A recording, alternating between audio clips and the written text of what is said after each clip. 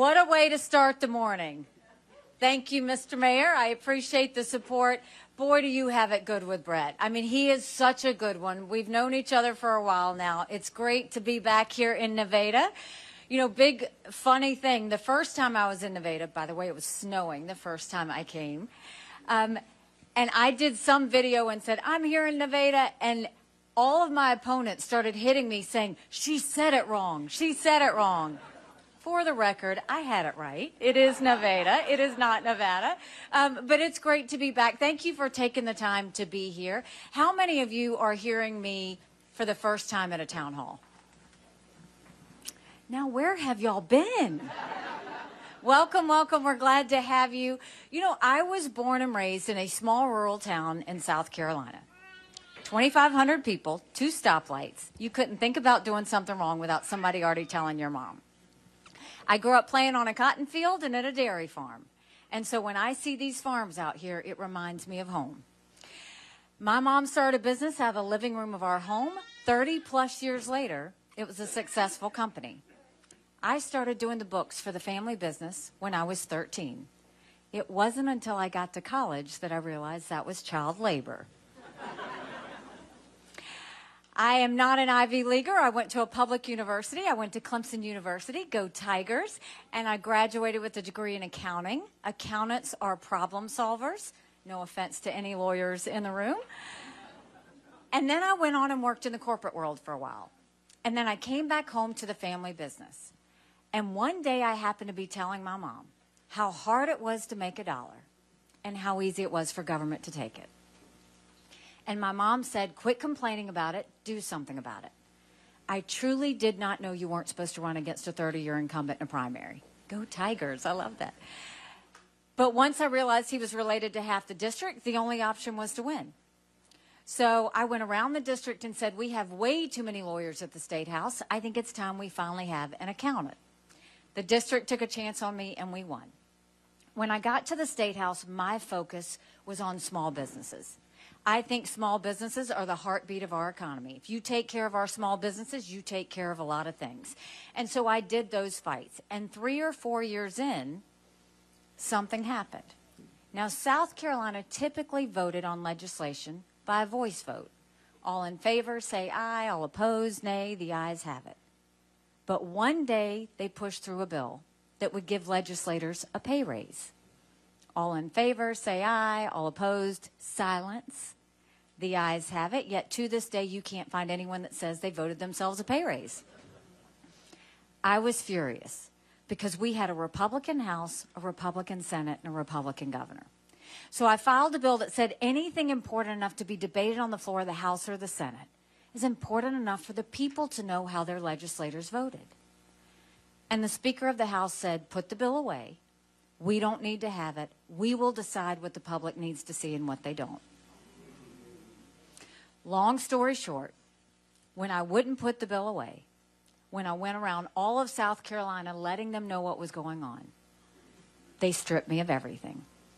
I lost my committee assignments. I lost my seniority. I could sponsor a bill. No one would co-sponsor. I could take the well. No one would listen. So I ran for governor. I ran as the Tea Party candidate, and I'm proud to say one of the first bills we signed into law is now in South Carolina. Anything important enough to be debated on the floor of the House or the Senate requires a legislative vote on the record. And we took it a step further, and we did it on every section of the budget as well. And I love music. You were listening to my playlist earlier. And so on the day of the bill signing, we blasted throughout the State House, Pat Benatar's Hit Me With Your Best Shot. Now, when I became governor, South Carolina was hurting. We had 11% unemployment. We had thousands of people on welfare. And South Carolina was the butt of the jokes. So we got to work. By the time I left, we were building planes with Boeing. We were building more BMWs than any place in the world. We brought in Mercedes-Benz. We brought in Volvo. 5 international tire companies. They were referring to us as the beast of the Southeast, which I still love. We announced jobs in every county in the state, and we moved that 11% unemployment down to 4%. And we acknowledged some truths. We said if you have to show picture ID to buy Sudafed, if you have to show picture ID to get on a plane, You should have to show picture ID to protect the integrity of the election process. And we passed voter ID in South Carolina. We passed one of the toughest illegal immigration laws in the country. We passed tort reform. We moved thousands of people from welfare to work. We paid down our debt. We built up our coffers. We reformed our system. And by the time I left, South Carolina was named the friendliest state in the country, the most patriotic state in the country, and the #2 state in the country people were moving to. And then I got the call for the United Nations. And my honest answer was, I don't even know what the UN does. I just know everybody hates it. I wasn't wrong about that. But when I got there, I wanted countries to know what America was for and what America was against. I didn't care if they didn't like me, but I wanted them to respect America. So we got to work. We pulled ourselves out of the Iran deal. We moved the embassy from Tel Aviv to Jerusalem. We got out of the Paris Climate Agreement. We stopped any taxpayer money going to the Palestinian Refugee Organization. We pushed China, and I negotiated with China to pass the largest set of sanctions against a country in a generation against North Korea to get them to stop testing ballistic missiles. But the most important thing that we did, we took the kick me sign off of our backs, and America was respected again at the UN. Now I'm running for president, and I don't need to tell you how bad things are. You don't have to turn on the news to see it. You feel it when you go into the grocery store. You feel it when you fill up your car with gas. You feel it when you make your mortgage payment, your insurance payments. Everything that we have to have has gone up. And I would love to tell you that Biden did that to us. And he sent us down this roller coaster of socialism that's dangerous, that has to stop. But I've always spoken in hard truths, and I'm going to do that with you today. Our Republicans did that to us too. You go look at that $2.2 trillion COVID stimulus bill that they passed with no accountability, that expanded welfare, that has now left us with 100 million Americans on Medicaid, 42 million Americans on food stamps. That's a third of our country. And did Republicans try and make it right? Nope. They doubled down and opened up earmarks and pet projects for the first time in 10 years, pushing through 7,000 of them last year. Want to know how they spent your money? $30 million on an honors college in Vermont, $10 million to tear down a hotel in Alaska, $7.5 million on a courthouse in Colorado. And the list goes on. In the 2024 appropriations budget, Republicans put in $7.4 billion worth of pet projects and earmarks. Democrats put in $2.8 billion. Now you tell me who the big spenders are. All while 1 in 6 American families can't afford their utility bill. 60% of Americans are living paycheck to paycheck. 50% of American families can't afford diapers. Homelessness has gone up over 12%. We have over 650,000 people who are homeless now. Social Security will go bankrupt in 10 years. Medicare will go bankrupt in 8. You look at our education system. Everybody wants to blame COVID for education. We had problems with education before COVID. Do you know right now in America, 31% of 8th graders in our country are not proficient? Only 31% of 8th graders in America are proficient in reading. Only 31%. Only 27% of 8th graders are proficient in math. If we don't do something, we're going to be in a world of hurt 10 years from now. And then you look at the situation on the border. I've truly lost the words on what to say about that. It is a complete dereliction of duty. The idea that America's acting like it's September 10th, we better remember what September 12th felt like. It only takes one. Now, I've been to the border, and I didn't pull a Kamala, go and come back. I went 400 miles down that border. You're not ready for what I saw. Mounds of shoes, mounds of clothes, paraphernalia, rape areas that the women and girls have to walk through. When you get up in the morning, you get your coffee and you watch the news.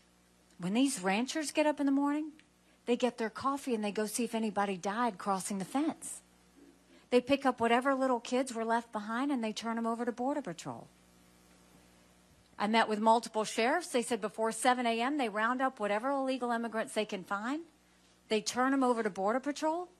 Border Patrol documents them and releases them until their court date years from now.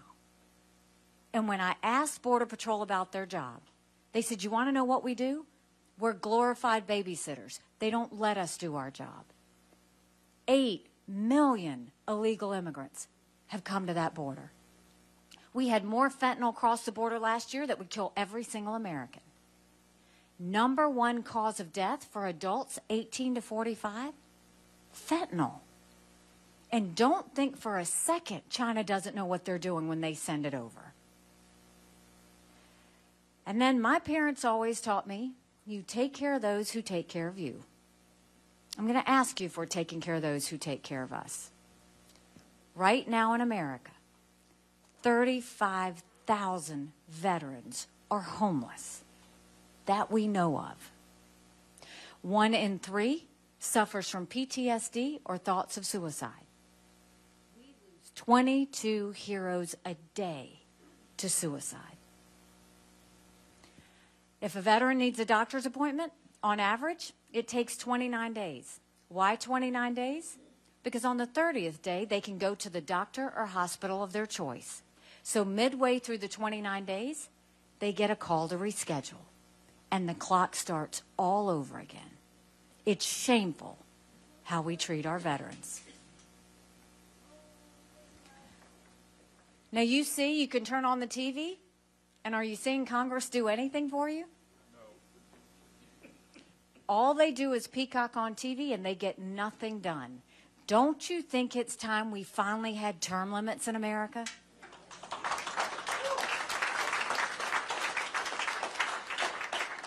Don't you think we need to have mental competency tests for anyone over the age of 75? Now listen, I'm not being disrespectful when I say that. We all know people who can run circles around us that are over 75. I mean, Senator Grassley's a perfect example of that, right?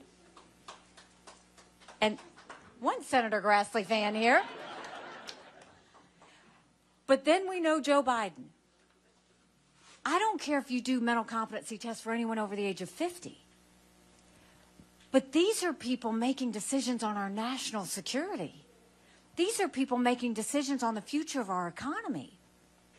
Right now, the Senate's the most privileged nursing home in the country. We've got to get this right. So that's a lot of bad, right? It's hard to find anything good. But now I'm going to tell you what I told South Carolinians when I became governor. No more whining. No more complaining. Now we get to work. How do we fix it? Let's start with the economy. We start by clawing back to over $100 billion of unspent COVID dollars that are still out there. Instead of 87,000 IRS agents going after middle America, let's go after the hundreds of billions of dollars of COVID fraud, 1 out of every $7. If 8% of our budget is interest, quit borrowing. Cut up the credit cards. You have to balance a budget every day. I had to balance a budget as governor. Why is Congress the only group that refuses to balance a budget? Their one job is to make sure they pay for government. Do you know Congress has only delivered a budget on time 4 times in 40 years? 4 times in 40 years. When I'm president, you don't deliver a budget on time, you don't get paid. We've got to put an end to that.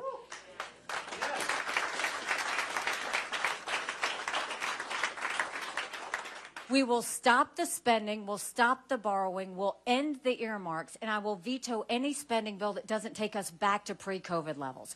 That will save us trillions. Then we will go and take as many federal programs as we can and push them down to the states. That will reduce the size of the federal government, and it will empower people on the ground. Think welfare, think health care, think education. Those are things that you could actually have a control on instead of some bureaucrats in D.C. Do you know right now 70% of federal employees are still working from home 3 years after COVID. Do you know 75% of most of our federal agencies are still sitting empty? We're paying for that. Something's got to give. And then we need to give some breathing room to the middle class. We are watching the rich get richer and the poor get poorer. That's why I will go and eliminate the federal gas and diesel tax in this country. We will cut taxes on the middle class and simplify those brackets. And we will make small business tax cuts permanent. They made them temporary. They made corporate tax cuts permanent. When you make small business tax cuts permanent, that's when you're really focusing on the inner core and soul of our economy. Then, when it comes to education, we knew in South Carolina if a child couldn't read by 3rd grade, they were 4 times less likely to graduate high school. So we stopped pushing them forward and we started holding them back if they couldn't read. We brought in their parents. We did reading remediation programs with them and we set them up for success. We've got to do that all over our country. We have got to get our kids reading again. And no parent should ever wonder what's being said or taught to their child in the classroom. We need complete transparency in the classroom.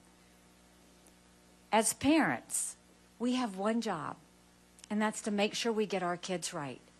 That's why every parent should be able to decide how their child gets educated. Every child deserves a good education, regardless of where they're born and raised. Stop making kids go to a school based on their zip code and let their parents decide the best way to educate them. And then let's start building things in America again. Let's put vocational classes back into our high schools. We had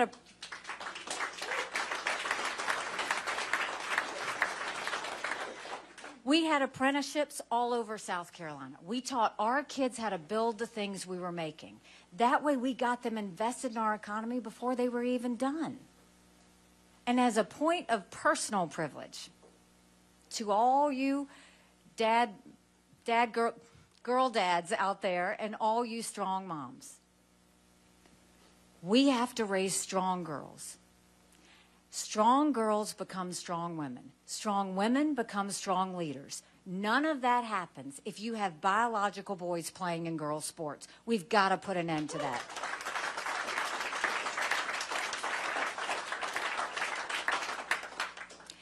And then when it comes to the border, we will take what I did in South Carolina and we'll go national with it. We will do a national E-Verify program that requires businesses to prove that the people they hire are in this country legally. We will defund sanctuary cities once and for all and get rid of these safe havens that are happening in America. We will put 25,000 Border Patrol and ICE agents on the ground and let them do their job. And we will go back to the Remain in Mexico policy so that everybody has to process in Mexico and never steps foot on U.S. soil. And instead of catch and release, we'll go to catch and deport. That's the only way we're going to secure our border, but we have to get that done. And then when it comes to our veterans, we've all seen images when our men and women deploy and the tears that are shed. And then we see the images, God willing, when our men and women come back home to us safely and the prayers that are answered. I'm the wife of a combat veteran. He deployed to Afghanistan. The day he came home to us was a lot of prayers answered. But that was the easy part. When we got home, life got hard. Michael couldn't hear loud noises. He couldn't be in crowds. Life had passed him by for the year that he was gone, and the transition was tough. We can't just love our men and women when they're gone. We got to love them when they come back home, too. We have to do better than just a 2-week transition. We've got to make sure we're keeping an eye on them throughout their life. Let's do telehealth so that they get the mental health care they need right when they need it. Let's let them go to the doctor or hospital of their choice. They've earned that right. And I think if there's an issue with veterans' health care, I think the best way we take care of it is every member of Congress should have to get their health care from the VA. And you watch how fast they fix that.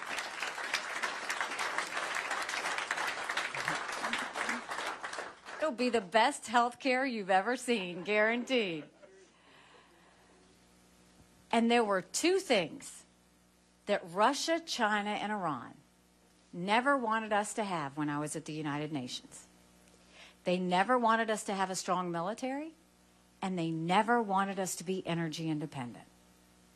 We won't just be energy independent. We will be energy dominant. We have got to turn our energy sector into an economic powerhouse. That includes biofuels. We should be doing anything and everything we can to make sure that we speed up our permitting process, speed up, get the Keystone Pipeline, make sure that we get the EPA out of the way. Right now, the EPA cares more about sagebrush lizards than they do about whether Americans can afford their utility bill. Let's export as much liquefied natural gas as we can. And let's support our farmers in helping in this process. And yes, that includes the renewable fuel standard. Let's keep it strong and make sure no more going hat in hand to Saudi Arabia, no more getting dirty oil from Iran and Venezuela. That's the best way to take on our enemies. So we have the answers on the domestic side. Now let's talk about national security. The world is on fire. And that's not exaggerating. You've got a war in Europe. You've got a war in the Middle East. You've got North Korea just tested an intercontinental ballistic missile. You've got China on the march. But make no mistake, none of that would have happened had we not had that debacle in Afghanistan. The idea that my husband and his military brothers and sisters had to watch us leave Bagram Air Force Base in the middle of the night without telling our allies who stood shoulder to shoulder with us for decades because we asked them to be there. Think about what that told our friends. More importantly, think about what that said to our enemies. And now what are you hearing from Congress? Congress is coming to you and saying, should we support Ukraine or should we support Israel? Should we support Israel or should we secure the border? Don't let them lie to you like that. That's wrong. That is a false premise. Let's take it one by one. Let's start with Ukraine. You should know at the United Nations, they were a great friend to us. They voted with us on almost everything. They supported every agenda item we had without us even asking. Here you have this pro-American, freedom-loving country that was invaded by a thug, and 500,000 people have died because of Putin. I don't think we should ever give cash to any country because you can't follow it.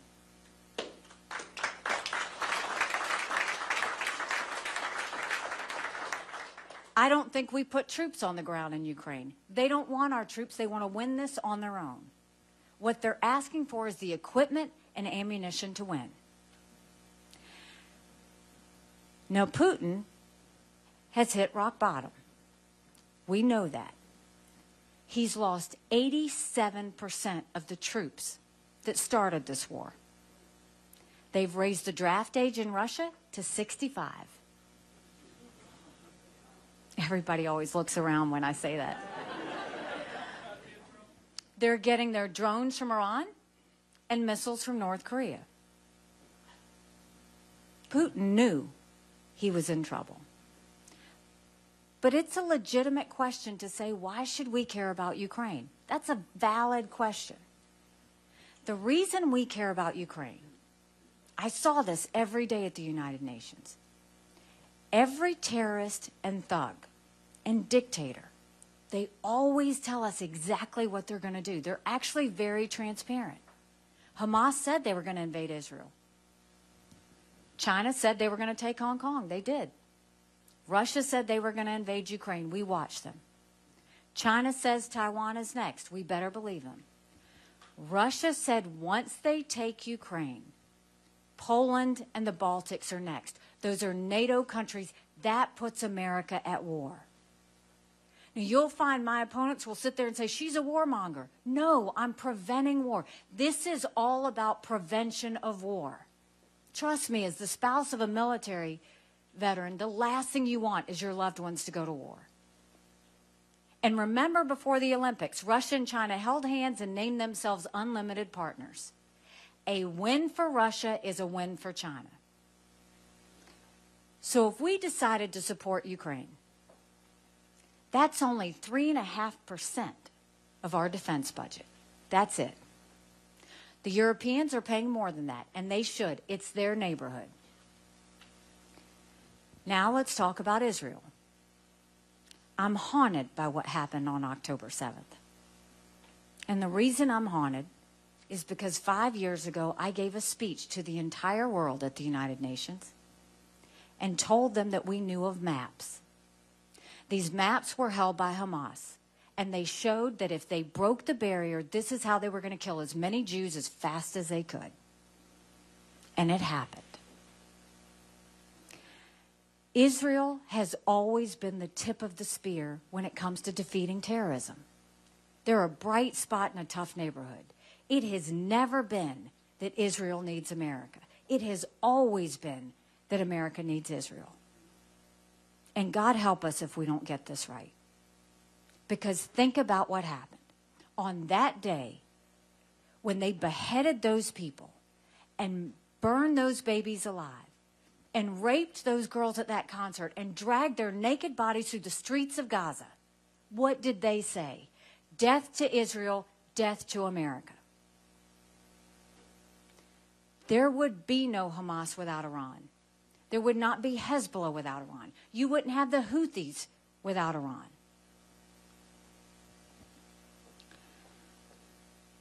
So if we took care of Ukraine and Israel, that's 5% of our defense budget. But let me give you something else to think about. Remember when I told you Putin had hit rock bottom? When Hamas committed those brutal acts on October 7th, October 7th is Putin's birthday. Who's the happiest person in the world right now? Putin. Why? Because America and the West took our eyes off of Ukraine and moved it to Israel. Did Putin call Netanyahu when that happened? No. He didn't call Netanyahu for 10 days. You know who he called? Hamas, and invited them to come to Russia. And they did, and they named themselves friends. We now know it was Russian intelligence that was given to Hamas to let them know how to break that barrier. Don't ever forget that connection. Now, securing our border should be priority number one. Without question, we have to protect America's borders. That is the number one role as national security. And if you can't protect your own borders, you don't have national security. So if we supported Israel and we supported Ukraine and we secured our border, that's less than 20% of Biden's green subsidies. So don't let them tell you that you have to choose. They have to choose national security. They have to choose protecting America. And the only way we do that is if we make sure we're doing everything we can to prevent war. Now, we haven't talked about the number one national security threat, China. China's been planning war with us for years. And I'm not exaggerating when I say that. They're already here. They've infiltrated our country. They've purchased 400,000 acres of U.S. soil, most recently near Grand Forks Air Force Base, where our most sensitive drone technology is. They've poured millions of dollars into our universities, stealing our research, spreading Chinese propaganda. Everybody got upset when the Chinese spy balloon went overhead, rightfully so. What about the fact that 90% of our law enforcement drones in America are Chinese? Now look at all the mini surveillance that's happening. There are certain technologies that we never want China to have because it builds up their military and it threatens America. Yet the Biden administration approved 70% of it last year. The Trump administration approved more than that. And we've had more Americans die of fentanyl than the Iraq, Afghanistan, and Vietnam wars combined. Over 75,000 Americans last year lost their lives to fentanyl. And then China's building up their military at a scary pace. They now have 500 nuclear warheads. That's 100 more than they had last year. They have the largest naval fleet in the world. They have 370 ships. They'll have 400 in 2 years. We won't even have 350 ships in 2 decades. They're doing artificial intelligence. They're doing cyber. They're doing space. They've developed hypersonic missiles. We've barely gotten started. And now China's the lead developer on neurostrike weapons. Weapons engineered to change the brain activity of military commanders and segments of the population. So don't let Biden and Yellen tell you that China's a competitor. Every day I dealt with China at the United Nations. They never saw us as a competitor. They always saw us as an enemy. We have to start looking at them the way they look at us. So how do we deal with China? First, stop the sale of any U.S. soil and let's take back the land they already purchased.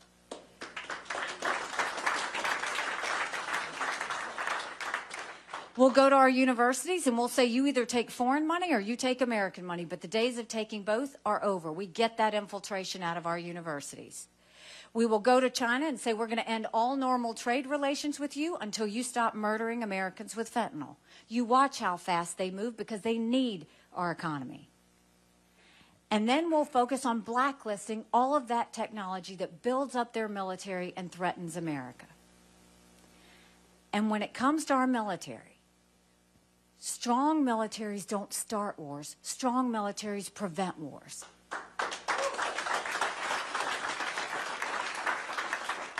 Let's strengthen our military. And that doesn't mean throwing money at the Department of Defense. It actually means first cleaning it up. Get rid of the red tape. Get rid of the bureaucracy. Get rid of all these programs they have no business being involved in. I mean, for goodness sake, stop the gender pronoun classes. It's demoralizing our military.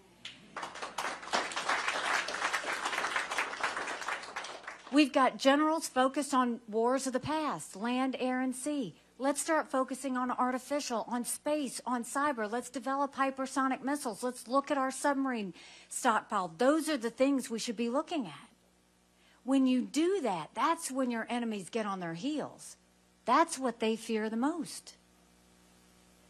So now to make that connection, there's a reason the Taiwanese want the U.S. and the West to support Ukraine. Because they know if Ukraine wins, China will never invade Taiwan. There's a reason the Ukrainians want us to support the Israelis. Because they know if Russia wins, Iran wins.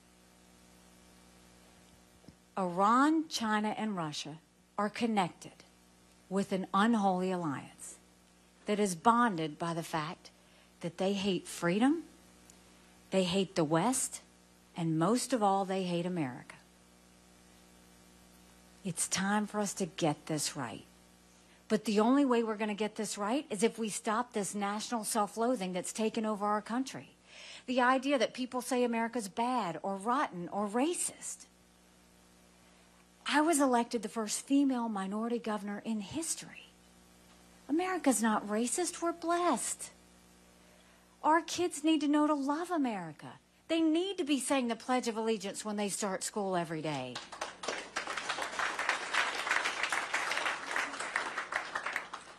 You know, 5 months ago, I dropped my husband Michael off at 4 a.m. for another year-long deployment. And I watched him and 230 soldiers pick up their 2 duffel bags of belongings to go to a country they'd never been, all in the name of protecting America. They're willing to sacrifice their lives and their families because they still believe in this amazing experiment that is America. So if they're willing to fight for us there, shouldn't we be willing to fight for America here? Because we have a country to save. But in order to do that, we've got to acknowledge some hard truths. Republicans have lost the last 7 out of 8 popular votes for president. That is nothing to be proud of. We should want to win the majority of Americans. But the only way that's going to happen is if we have a new generational leader, someone who leaves the negativity and the baggage behind and starts focusing on the real issues that face us going forward. Another hard truth. I think President Trump was the right president at the right time. I had a good working relationship with him. I agree with a lot of his policies. But rightly or wrongly, chaos follows him. You know I'm right. Chaos follows him. And we can't have a country in disarray and a world on fire and go through 4 more years of chaos. You don't defeat Democrat chaos with Republican chaos.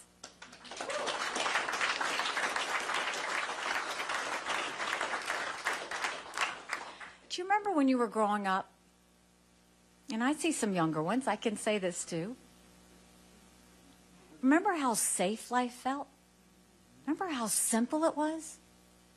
It was about faith, family, and country. Your parents raised you to be responsible individuals. You went to school and you learned what you needed to be successful. You went to church and you found your faith and your conscience. Don't you want that again? Because we could have that again. But in order to do that, it's going to take a lot of courage. Courage from every single person in this room. Courage for me to run. And courage from every one of you to know, don't complain about what happens in a general election if you don't play in this caucus.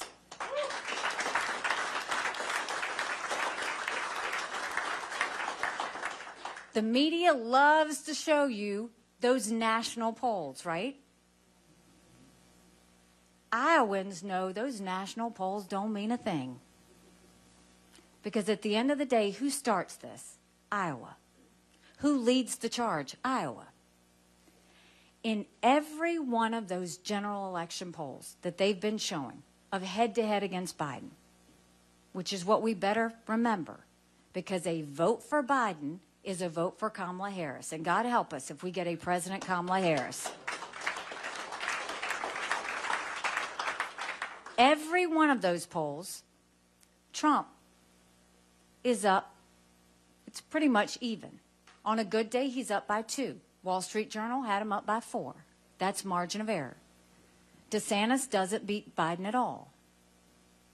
In every one of those polls, I defeat Biden by double digits. The Wall Street Journal, I beat him by 17 points.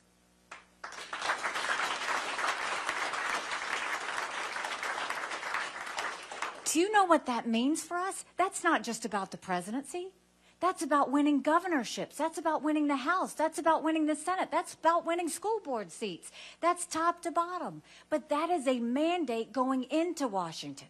That's a mandate to say no more, bless you, no more spending and getting our economy back on track. That's a mandate to get our kids reading again. That's a mandate to secure the borders once and for all. That's a mandate to make sure we have law and order back in this country.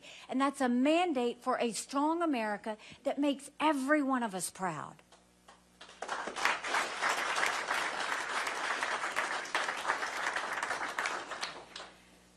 You know, when I announced, everyone asked, why are you doing this? And I said, 50 years ago, my parents came to an America that was strong and proud and full of opportunities. I want them to know that country again. I'm doing this for my husband, Michael, and his military brothers and sisters. They need to know their sacrifice matters. They need to know that we love our country. I'm doing this for my daughter, who just got married, and I saw how hard it was for her and her husband to buy a home. And I'm doing this for my son, who's a senior in college. And I am tired of watching him worry about writing papers of things he doesn't believe in just to get an A. That is not us. That is not America. And for the first time in America, 81% of Americans don't think their kids are going to have as good of a life as we have. We can't be okay with that. I'm not okay with that. We do have a country to save. But I'll say this, if you join me in this fight, I promise you, our best days are yet to come. Thank you very much. God bless you. Thank you. Thank you so much. Thank you. That's very nice. Thank you. Thank you.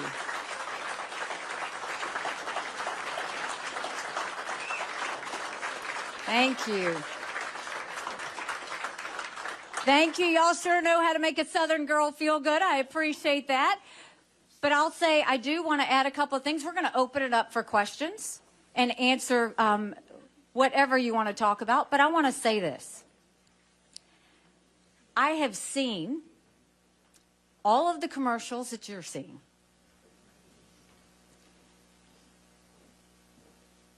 And if you punch me, I punch back. Ron DeSantis has lied in every one of his commercials. They've been fact-checked. There's a reason they don't stay up for very long. Anyone from CNN to Newsmax has all said that these are wrong. If he's going to lie about me, I'm going to tell the truth about him. Ron DeSantis led the charge in Congress to ban the renewable fuel standards. Ron DeSantis in Florida banned fracking, banned offshore drilling, and was praised by the Sierra Club.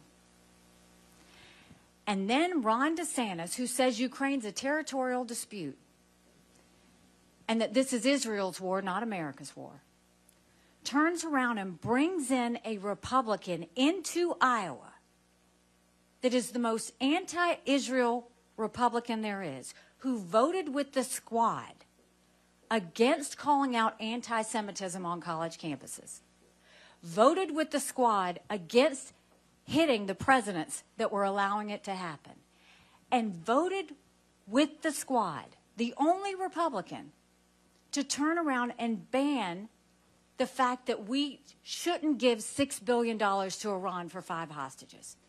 That's who he brought to Iowa.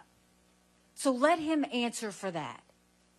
But I'll say this, if you've got to go out and tell lies about someone to win, you don't deserve to win. It's that simple. But I'm going to keep telling you the truth because that's what we need to do. So now we're going to open it up for questions. There's nothing I won't answer. You may not like my answer, but there's nothing I won't answer. We have 1 or 2 mics. Just raise your hand high. They'll come to you. Yes, sir. And yes, go Tigers. I appreciate that. Hey, my name is Steve Cohen. First, my cousin who's in Beaufort, who you put on the nursing board, Barry Lips, said I had to tell you hi if I got a chance to talk to you. Tell him I said hello. Okie doke. Anyway, I'm a general internist. I work with a older group of patients on Medicare who struggle to pay for their medicines despite having Medicare drug insurance. I saw the struggles on a professional level when a patient was about to cry. She said, well, I had to choose between my mortgage and my medicine. So I'm giving up my house to the bank and I'm moving in with relatives. And I saw it on a personal level when I was talking to an oncologist about the medicine for my mom's lung cancer, which the insurance didn't cover, that was $79,000 a year. That's a common situation. 25% of people skip at least some of their medicines because of the cost. And I was going to make a suggestion on how you could walk out the door and fix that starting today if you want to.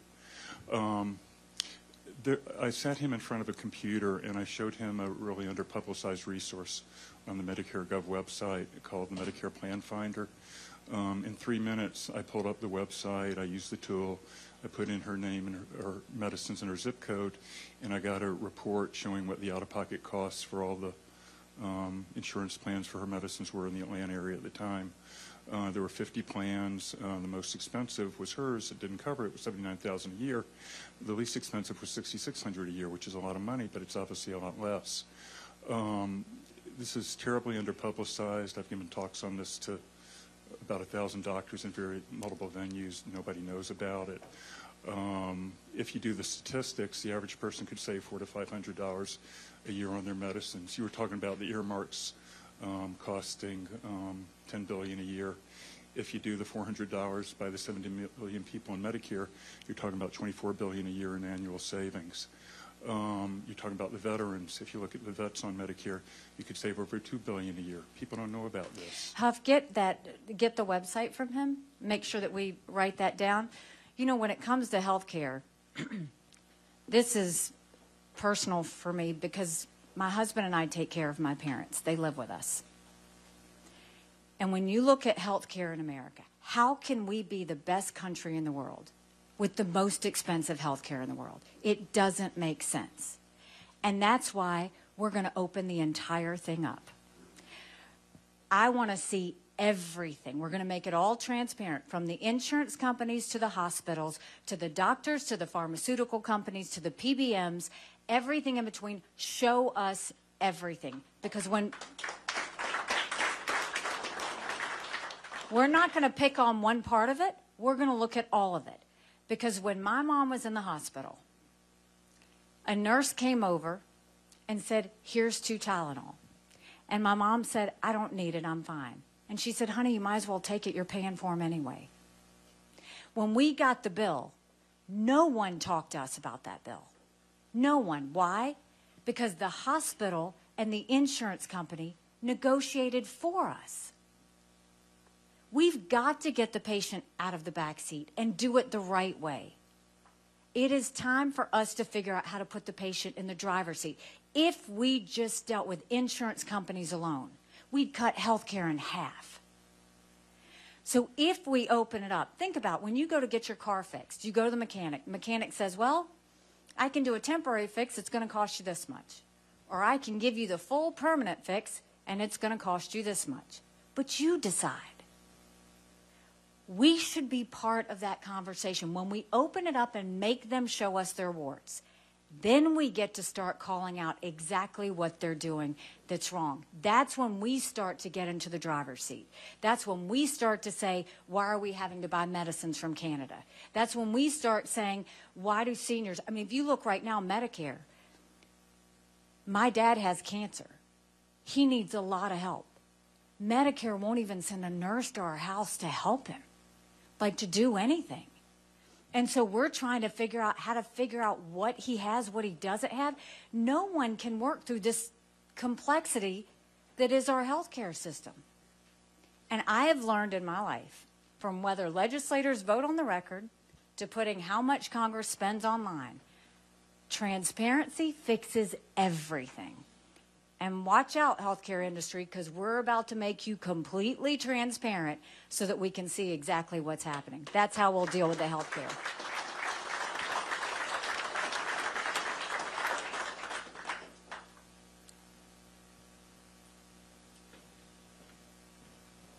They're coming to you, sir.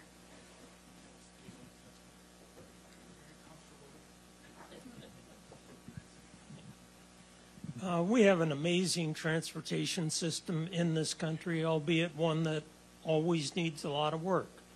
I believe that we need to pay for services received. How can we maintain our transportation system if we get rid of the gas tax revenues?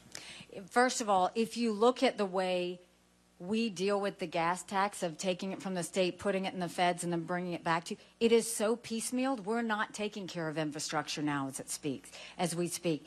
And this goes back to, look at the green subsidies that Biden passed. He wants everybody to have an electric car by 2030, 2035, right? One, electric cars are very expensive, but we don't even have the infrastructure if we were to do that. And I'm not talking about charging stations. Electric vehicles are extremely heavy. Our roads and bridges wouldn't be able to handle it if you had all electric cars on them. But infrastructure should be a priority. Roads, bridges, ports, rail, all of those things should be a priority. They all need to be updated. That's why we need to make sure there is a certain part of the budget that completely deals with infrastructure. You send it to the state and let the state decide priority-wise what they think they need to have. That's what we need to do. Right now, these pennies that go back and forth, by the time they hit D.C. and come back to you, they've spent a lot of money. And I saw as a governor, when we wanted to get a road done, we had to deal with D.C., we had to deal with the environmental agency, we had to deal with everyone else, that by the time you actually got to do the road, it was 7 years later, and the cost had gone way up, and then you couldn't afford that. We can't have it continue to go through this process. If we're going to really turn our infrastructure around, you got to streamline that, and you have to have a certain pool of money that's not dependent on a gas tax, that says this is how we're going to go take care of our roads, our bridges, our ports, our rail, and make sure that we get it modernized back up to speed. That's the way we'll deal with it. Yes, sir. Nice sweatshirt. I found it. I have two questions Okay. that are fine easy. Why did you quit with the ambassadorship? And do you know Kristi Noem, and what do you think of her? So in terms of the UN, you know, it's funny because my opponents are like, oh, she left after 2 years. Well, if you go into the United Nations, if you look on the wall, they have the ambassadors, and it tells you like the year they started, the year they served. On average, a UN ambassador serves 2 years. But what does that say about our society? That they think the longer you stay, the better it is. When I was at the United Nations, we pulled ourselves out of the Iran deal. We voted for the first time to name Hamas a terrorist organization. We negotiated 4 different sets of sanctions with China and Russia to get North Korea to stop ballistic missile testing. We moved the embassy from Tel Aviv to Jerusalem. I was the first one in 2 decades that was able to get an arms embargo done on South Sudan. There were multiple things we got done. But when you've accomplished what you need to accomplish, the best thing is to know when to walk away and let someone else come in. That's why you do it. You don't do it because you want to stay forever. You do it because you go in, you do your job, and then you know when to leave. And I think that was really important. And so we got a lot done. But if you look at the ambassadors, on average, that's how long they stay, is 2 years, because you're up all night waiting for those international countries to come back through. You're working 7 days a week to get it done. And I was proud of the work that we did. But I do want to tell you one thing that we did at the UN that I will use going forward. When we were condemned by the entire world for moving the embassy from Tel Aviv to Jerusalem, I was mad. And I was mad because the U.S. can put our embassy wherever we want. We've always put it in the capital of every country. Jerusalem is the capital of Israel, and we were acknowledging a truth. But I went back to my office, and I said, I want you to put a book together. And I want you to list all 193 countries at the UN. I want the second column to be the percentage of times they voted with the U.S. and against the U.S. And I want the third column to be how much foreign aid we gave them. I took that book and I gave it to President Trump. He lost his mind. He's flipping out pages, he's yelling out countries. And what I said to him is, I'm not saying you give foreign aid based on a percentage vote at the UN, but that should be one of the things we look at. Quit trying to buy friends. Quit paying off enemies. Do you know last year we gave $50 billion in foreign aid? You know who we gave it to? Iraq, who harbored terrorists that tried to kill our soldiers. Zimbabwe, the most anti-American African country out there. Belarus, who's holding hands with Russia against Ukraine. We gave money to Cuba, who we named a state sponsor of terrorism, who's putting up a spy base against us right now. And we gave them money. And the one that makes me sick to my stomach, we gave money to China. How weak do we look? When I am president, we will no longer give money to countries that hate America, period. And in terms of Kristi Noem, you know, I called Kristi during COVID because she was getting hit on the fact that she had kept South Dakota open. And I told her how proud we were and how to keep on fighting and that there were a lot of people behind her. And I think she's been a great governor. So noted. So noted. Okay. Yes, sir. Sure. I have kind of a two-part question. As an academic, freedom of speech and also academic freedom, something very important. But as the husband of a Jewish woman, I've also seen a lot of this anti-Semitism and a lot of the, not exactly great things going on in our broader society. How do you balance these two very important competing values? So when it comes to anti-Semitism, your wife knows this has been bubbling up for a while. October 7th just brought it to the forefront, right? But let's look at what's happening on those college campuses. The first thing we have to acknowledge is you heard me talk about Chinese money going into our universities. There's a lot of Arab money going into our universities. So there's no surprise that we had pro-Hamas protests at all on the college campuses. That is why it's so important that we tell our universities, stop taking foreign money.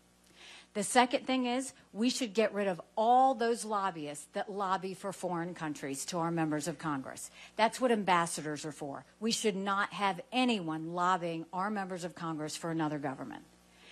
Then we look at our social media. There is a reason I'm saying we have to ban TikTok. Because if you look at the pro-Hamas reels that started immediately after that happened, think about what that did to disrupt, socially disrupt. There is a reason India banned TikTok, because they said it was causing social disruption. There's a reason Nepal just a couple of months ago banned TikTok, because it was causing social disruption. TikTok just put up shortly after the letter from Osama bin Laden justifying why he did what he did on 9/11. And so you've got all these young people saying, oh, that's why he did it. That's disgusting. But that's not Americans doing that to us. That's our foreign adversaries doing that to us. Now let's talk about the rest of social media. Facebook, Twitter, Instagram, all of those. When social media first started, it was very focused on freedom of speech. I will always fight for freedom of speech. And so they went to Congress and said, look, we want to do these platforms of freedom of speech, but we don't want to be held liable for anything anyone says. Rightfully so. So Congress granted them what was called Section 230, which basically keeps them from being liable for anything anyone puts on their platform. Well, now you look at social media, and they're suddenly deciding what's good speech and what's bad speech. You start changing the rules on that, we start changing the rules on Section 230, is the way I look at it. The next thing is our social media platforms owe it to all of you to show us their algorithms. Show us why you move what you move. Show us why things come up the way they come up. Show us why things are moved faster than other things. Let us see it. And then finally, those social media companies need to show us what they're doing with foreign bots. There are millions of foreign bots every day. These are not people. These are bots generated by computers that go and put out things that try and divide our country on race and religion and everything else, try and spread misinformation. We already know they're going to be active in this election, in the 2024 elections. Those social media companies owe it to us to show us what they are doing to get that misinformation and those foreign adversaries out of our system.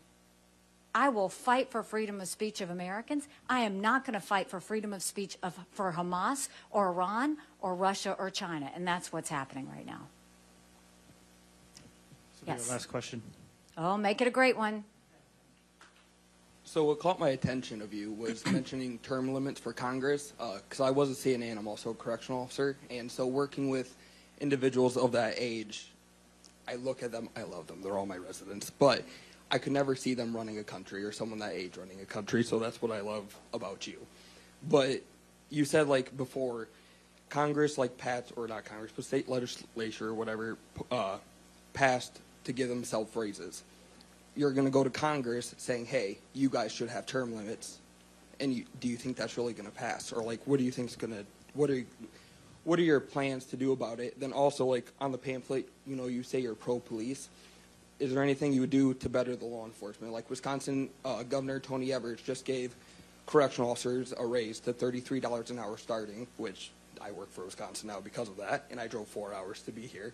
So, but I just want to say that I hope you become president. Thank you. I really Thank you.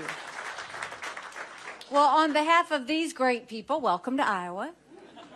You know, I'll tell you, first of all, good question on term limits. No, Congress is never going to vote term limits, but that doesn't mean we stop. This is what I'll do. There will be a Haley term limits pledge that everyone has to sign when they file to run for office, whether they're an incumbent or whether there's someone running newly. We'll have that Haley term limits pledge. Either they sign it or they don't sign it, but I'm going to give you all that information so that you know before you vote who was for term limits and who was against term limits. And we will keep doing that until we can get them to vote. Because then when you have enough of them who've come into office signing the term limits pledge, then we can get them to actually pass the term limits law. So that's how we'll do that. In terms of, you can look in my state, we supported law enforcement and we supported corrections officers because that is a tough job. And so the big thing you look at now is what happens when you defund the police. Now everybody realizes you get cities that are on fire, which is what's happening. So we've got to not just say we love the law enforcement, not just say we support corrections officers. Do it. You do that by, one, making sure they have the equipment they need to be safe. Two, you do it by making sure they're not demoralized by the fact that they can go and put somebody in jail and these prosecutors are letting them out the next day. We've got to make examples of these criminals. If they pay a price, they'll stop doing it. We have to require prosecutors prosecute according to the law because it's not law enforcement that's not trying. It's the fact that no one is on the prosecutors to make them actually pay a price for committing a crime. And I want to tell you one other thing that we did that was interesting with our in our prison system. I was obsessed with how they got in, what we did with them when they were there, and what happened to them when they left. And we basically, I went into maximum security, I went into men's prisons, women's prisons, spent a lot of time, and we reformed the whole system. We basically put in computer skills. We taught them resume planning. We gave them financial planning. We gave them family planning. We gave them faith-based if they were willing to take it. But we put equipment behind the fence, and we taught them a skill. Now in South Carolina, when someone leaves the fence, they've got a job to go to the next day. We have the lowest recidivism rate in the country.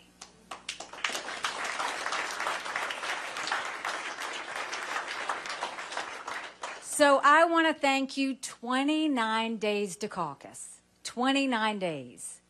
Tune out the noise of what the media says because you decide this. And I trust you because I know that you're putting in the thought and the time and the effort to figure this out. So if you like what I had to say today, go tell 10 people. Go tell your family and your friends. Tell them to go to NikkiHaley.com, take a yard sign, get involved. Make sure that you tell them to caucus. Yes, he's holding up these cards. You've got these cards. These cards, there's an option for you to volunteer. There's an option to say, yes, I'm going to caucus for you, all of those things. We can do this. We can do this. And think about the country that we could have. America has an amazing ability to self-correct. Sometimes we have to hit rock bottom to know where up is. This is up. So fill out the card. Make sure they know that. If you don't like what I had to say today, shh. Just don't say anything and don't tell anyone you were here. God bless you. Thank you so much.